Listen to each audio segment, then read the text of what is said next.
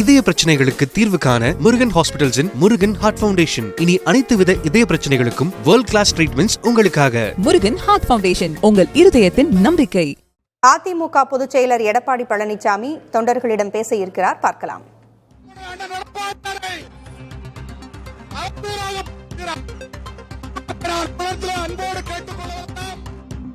கோபிச்செட்டிப்பாளையம் சட்டமன்ற தொகுதி தனிநபருக்கு சொந்தமல்ல,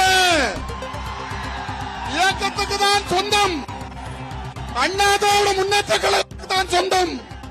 நம்முடைய பொதுச் செயலாளர் பின்னால் தான் நிற்கிறோம் என்பதை நிரூபிக்கிற விதமாக நீங்கள் அனைவரும் வருகை தந்து சிறப்பு சேர்த்திருக்கிறீர்கள்.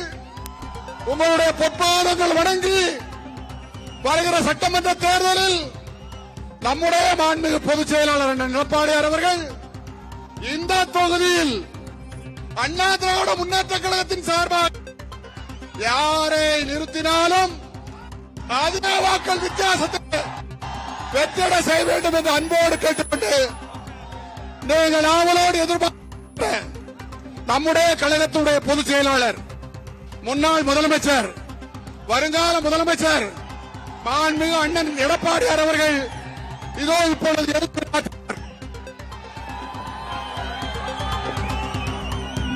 பொன்மனச்சம்மல் புரட்சி தலைவர் எம்ஜிஆர், இதே புரட்சி தலைவி அம்மா இருவரும் தெய்வங்களை வணங்கி கோபிச்செட்டிப்பாளையம் நகரமே அதிர்கின்ற அளவுக்கு, குளிர்கின்ற அளவுக்கு, எங்கே பார்த்தாலும் மக்கள் வெள்ளம் கடல் போல் காட்சியளிக்கின்றது. உங்களுடைய ஆரவார நிகழ்ச்சி அடுத்து வருகின்ற சட்டமன்ற தேர்தலில் அண்ணா திமுக வேட்பாளர் வெற்றி பெற்று விட்டார். யாரோ கனவு கண்டு கொண்டிருக்கின்றார், அந்த கனவை நொறுக்கிவிட்டீர்கள். உங்களுடைய எழுச்சி ஆரவாரம் எப்பொழுது தேர்தல் வரும் என்று எதிர்நோக்கிக் கொண்டிருக்கிறீர்கள்.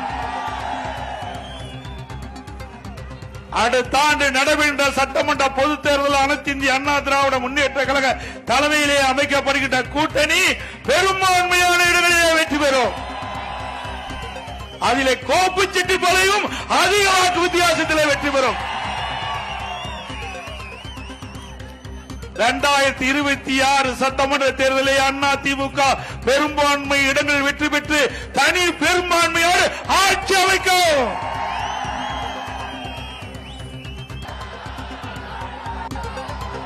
இன்றைக்கு இந்த தொகுதியில் ஒருத்தர் எம்எல்ஏவா இருந்தார், நீங்க ஓட்டு போட்டு தேர்ந்தெடுக்கப்பட்டவர். ஆனா ஓட்டு வாங்குறதுக்கு உங்களுக்கு வந்து அணுகிறார், ஆனா ராஜினாமா பண்றதுக்கு கேட்டாரா? ஆனா அதை பத்தி கவலைப்படாதீங்க. அண்ணா திமுக ஆட்சி மலர்ந்தவுடனே கோபிச்செட்டிப்பாளையம் தொகுதி எடப்பாடி தொகுதிக்கு மேல வளரும்.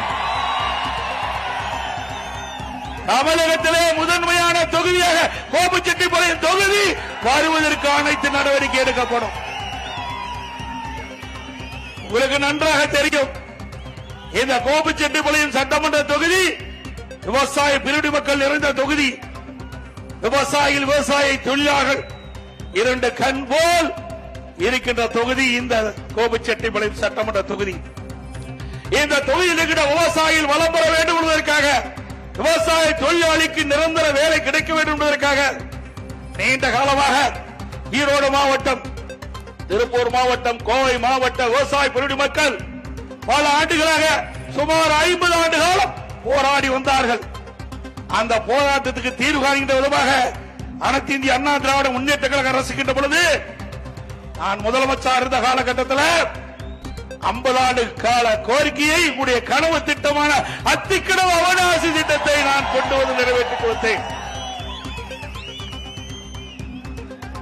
இந்த கோபி சட்டமன்ற தொகுதியில் மட்டும் இந்த திட்டத்தின் மூலமாக 30% பயன்பெறுகின்றார்கள் விவசாயிகள், விவசாய தொழிலாளிகள். அற்புதமான திட்டம். சுமார் 1652 கோடி முழுக்க முழுக்க மாநில நிதியில் இருந்து இந்த திட்டத்தை செயல்படுவதற்கு அறிவிக்கப்பட்டு யாருடைய உதவியும் நான் கேட்கவில்லை. இப்பொழுது ஸ்டாலினை போல மத்திய அரசில் இருந்து நிதி கொடுத்தால்தான் திட்டத்தை நிறைவேற்றுவேன் என்று நான் பார்க்கவில்லை.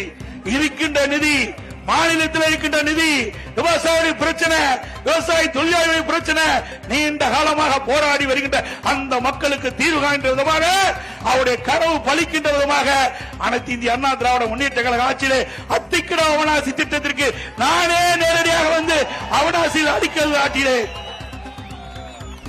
அந்த திட்டம் வேகமாக துரிதமாக நடைபெற்றுக் கொண்டிருந்தது. கொரோனா காலம், ஒரு வருடம் அந்த பணிகள் செயல்பட முடியாத ஒரு சூழ்நிலை ஏற்பட்டு விட்டது. இல்லாவிட்டால் அண்ணா திமுக ஆட்சி இருக்கின்ற பொழுது அந்த அத்திக்கட அவனாசி திட்டம் நிறைவேற்றப்பட்டு அந்த திட்டம் வேகமாக துரிதமாக நடைபெற்றுக் கொண்டிருந்தது. கொரோனா காலம், ஒரு வருடம் அந்த பணிகள் செயல்பட முடியாத ஒரு சூழ்நிலை ஏற்பட்டு விட்டது. இல்லாவிட்டால் அண்ணா திமுக ஆட்சி இருக்கின்ற பொழுது அந்த அத்திக்கட அவனாசி திட்டம் நிறைவேற்றப்பட்டு உங்களுடைய ஆதரவோடு, உங்களுடைய ஆசையோடு நானே நேரடியாக வந்து திறந்து வைத்திருப்பேன். ஆனால் கொரோனா காலம் ஒரு ஆண்டு இருந்த காரணத்தினாலே காலதாமதம் ஏற்பட்டது. 80% பணிகள் அத்திக்கட அவனாசி திட்ட பணிகள் நிறைவேற்றப்பட்டன. நான் நேரடி பார்வை, நான் முதலமைச்சராக இருந்தேன், நானே பொதுப்பணித்துறை அமைச்சராகவும் பொறுப்பேற்றிருந்தேன். ஆகவே அந்த திட்டம் நேரடி என் கண்காணிப்பில் இருந்து வேகமாக துரிதமாக நடைபெற்று வந்தது. 80% பணிகள் நிறைவேற்றப்பட்டது அண்ணா திமுக ஆட்சியிலே. எஞ்சியது 20% பணி, அதை 3 ஆண்டு காலம் கிடைப்பிட போட்ட அரசாங்கம் திரு ஸ்டாலின் மாடல் அரசாங்கம். விவசாயத்தை பற்றி கவலை இல்லை, இந்த மக்களை பற்றி கவலை இல்லை, விவசாய தொழிலாளி பற்றி கவலை இல்லை. நிச்சயமாக இந்த அரசுக்கு இந்த திட்டம் முடக்கப்பட வேண்டும் என்று எண்ணினார்கள். இருந்தாலும் இந்த திட்டம் முடக்கப்பட்டால் இந்த மக்களுடைய எதிர்ப்பு கிடைத்துவிடும் என்ற ஒரே காரணத்திற்காக ஆமை வேகத்தில் அந்த திட்டத்தை மெல்ல மெல்ல பணியாற்றி கொண்டிருந்தார்கள்.